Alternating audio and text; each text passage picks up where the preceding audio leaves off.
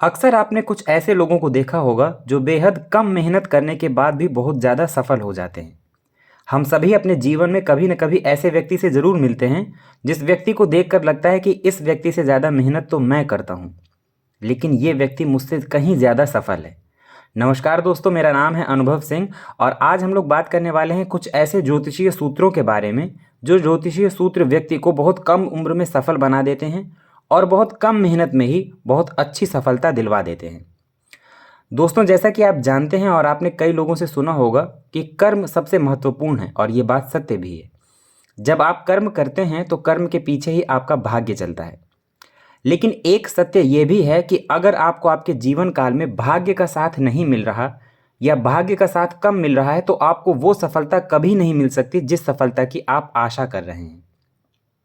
तो चलिए देरी न करते हुए शुरू करते हैं और सबसे पहले बात करते हैं कि हमें महाधनी होने के लिए या अपने जीवन में वो सफलता प्राप्त करने के लिए जो हम सोच रहे हैं उसके लिए कौन से 3 बिंदुओं का हमेशा ध्यान रखना है। पहला बिंदु है कर्म, दूसरा बिंदु है भाग्य और तीसरा बिंदु है आय। यही 3 बिंदुओं को हमें अपनी जन्म कुंडली में फोकस करके चलना है, जिससे हमें पता चलेगा कि हम जीवन में कब और कितना सफल होंगे।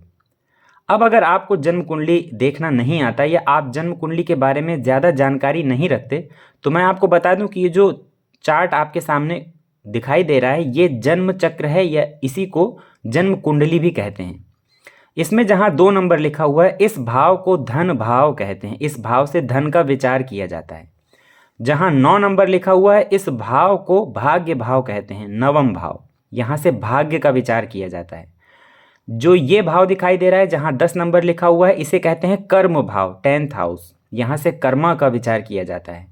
और जहां 11 नंबर लिखा हुआ है इसको कहते हैं आय भाव, यानी हाउस ऑफ इनकम, आय का भाव, एकादश भाव। जन्म कुंडली में कुछ ऐसे भाव हैं जिन भावों की स्थिति हमें देखनी होती है अगर हमें यह जानना है कि हम अपने जीवन में कितना सफल होंगे, किस फील्ड में सफल होंगे और कब तक सफल होंगे। तो चलिए देरी न करते हुए शुरू करते हैं और सबसे पहले मैं बताऊं आपको कि आपकी जन्म कुंडली यहाँ पर 1 2 नंबर लिखा हुआ है, 3 नंबर 4 लिखा। आपकी जन्म कुंडली किसी भी नंबर से स्टार्ट हो सकती है। आपको उस नंबर को ध्यान देना है कि आपकी जन्म कुंडली किस लग्न की है। अब उदाहरण के लिए जो ये जन्म कुंडली सामने बनाई है इसमें हम लोग सूत्र समझेंगे। आप भी अपनी जन्म कुंडली को खोलकर अपने सामने रख लीजिए और जैसा जैसा मैं आपको बताता जाऊँ वैसे वैसे आप उसमें चेक करिए। सबसे पहले आप देखिए कि आपकी जन्म कुंडली का ये भाव, जिसे हम द्वितीय भाव कहते हैं, इस भाव में कौन सी राशि लिखी हुई है। जैसे इसमें 2 नंबर की राशि लिखी हुई है। आपकी जन्म कुंडली में यहाँ पे कोई भी नंबर लिखा हुआ हो सकता है, 3 4 5 6 7 8 9 10 11 12 1, कोई भी। उस भाव का उस भाव में जो राशि लिखी है उसका स्वामी कौन बनता है। जैसे इसमें 2 नंबर लिखा हुआ है तो ये 2 नंबर जो है वृषभ राशि है और वृषभ राशि का स्वामी बनता है शुक्र।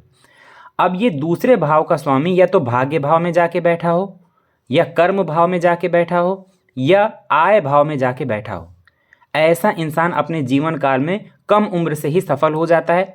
ऐसा इंसान अपने जीवन काल में कोई भी काम करे उस काम में उसका भाग्य प्रॉपर उसका साथ देता है। धन भाव जब भाग्य भाव से संबंध बनाएगा तो आपका भाग्य आपके कर्म से भी आगे चलने लगेगा। धन भाव जब कर्म भाव से संबंध बनाएगा तो ऐसा व्यक्ति अपने कर्मों के द्वारा महाधनी बनेगा, यानी सफलता की सीढ़ियां चढ़ेगा। धन भाव जब 11th हाउस यानी हाउस ऑफ इनकम से संबंध बनाता है तो ऐसा व्यक्ति उत्तरोत्तर वृद्धि करता है, यानी धन का संबंध आय से बना। इसे ही कहते हैं महाधनी योग। दूसरा सूत्र, भाग्य भाव का स्वामी। जैसे भाग्य भाव में यहाँ 9 नंबर लिखा हुआ है, आपकी जन्म कुंडली में भाग्य भाव में देखिए कौन सी राशि लिखी हुई है, उस राशि का स्वामी कहाँ बैठा है। भाग्य भाव में जो राशि बनी है उसका स्वामी या तो धन भाव में बैठा हो, लग्न में बैठा हो, दशम भाव में बैठा हो, एकादश भाव में बैठा हो। ऐसा व्यक्ति अपने जीवन में जो भी काम करेगा हर उस काम में सफल होगा, जिस काम को भी वो अपने हाथों में लेगा। खास तौर पे भाग्य भाव का स्वामी अगर 10वें भाव में बैठा हो तो इसे कहते हैं धर्म कर्माधिपति योग। ऐसा व्यक्ति धर्म कर्म के रास्ते पर चलता हुआ अपने और अपने कुल का नाम रोशन करता है। भाग्य भाव का स्वामी धन भाव में बैठा हो, ऐसा व्यक्ति धन के पीछे नहीं, धन ऐसे व्यक्ति के पीछे भागता हो जिसके भाग्य भाव का स्वामी धन भाव में बैठा हो।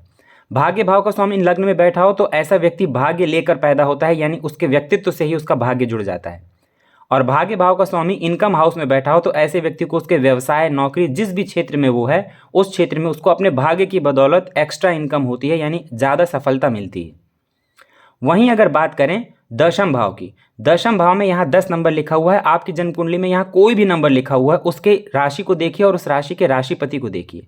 अगर दशम भाव का स्वामी भाग्य भाव में बैठा हो, 11th हाउस में बैठा हो या धन भाव में बैठा हो, ऐसा व्यक्ति अपने जीवन काल में बेहद सफल होते हैं। ऐसे व्यक्ति अपने भुजबल से यानी अपनी मेहनत से, अपने टैलेंट से समाज में अपना नाम बनाते हैं। ऐसे व्यक्ति पैसे को ज़्यादा महत्वता नहीं देते, क्योंकि ऐसे व्यक्ति को पता होता है कि वो अपने जीवन काल में प्रचुर मात्रा से ज़्यादा ही धन कमा लेगा। तो आप भी अपनी जन्म कुंडली खोलिए और उसमें देखिए कि इस प्रकार से कोई भी एक सूत्र अगर आपकी जन्म कुंडली में घटित हो रहा है तो आपको सिर्फ अपने 10th हाउस में ध्यान देना है, यानी आपको अपना कर्म भाव मजबूत करना है, कर्म में फोकस करना है। इसके बाद आप देखेंगे कि आपका भाग्य भी आपका साथ दे रहा है और आप किसी भी फील्ड में काम करेंगे तो आप देखेंगे आपको उसी फील्ड में बेहद सफलता प्राप्त हो रही है।